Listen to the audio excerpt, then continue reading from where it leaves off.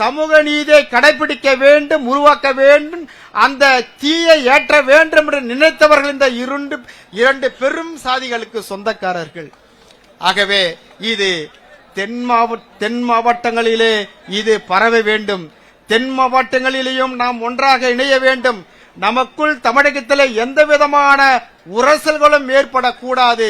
அப்பொழுதுதான் இந்த சமூக நீதியை நாம் வென்றெடுக்க முடியும்.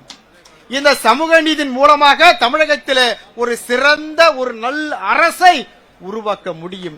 இன்றைக்கே திமுக மட்டுமல்ல, ஆண்டு கொண்டிருக்கின்ற கட்சிகளுக்கெல்லாம் அது மத்திய அரசாக இருந்தாலும் கூட வயிற்றிலே இன்றைக்கு புலியை கரைத்திருக்கும். தமிழகத்தில் இருக்கின்ற பெரும் சாதிகள் எல்லாம் இன்றைக்கு ஒன்றிணைந்திருக்கிறார்களே, இவர்களுடைய நோக்கம் என்ன? இவர்கள் சாதி வரி கணக்கெடுப்பதற்கு மட்டும்தான் இவர்கள் ஒன்றிணைந்திருக்கிறார்களா, அல்லது வேறொரு கணக்கு இவர்கள் நினைக்கிறார்களா? இவருடைய நோக்கம் என்ன, குறிக்கோள் என்ன, இவருடைய எதிர்கால திட்டங்கள் என்ன என்று அவர்கள் நினைத்துக் கொண்டிருக்கிறார்கள், குழம்பிக் கொண்டிருக்கிறார்கள். இதற்கு பல்வேறு நம்முடைய உளவுத்துறைகள் எல்லாம் துருவி கொண்டிருக்கின்றது.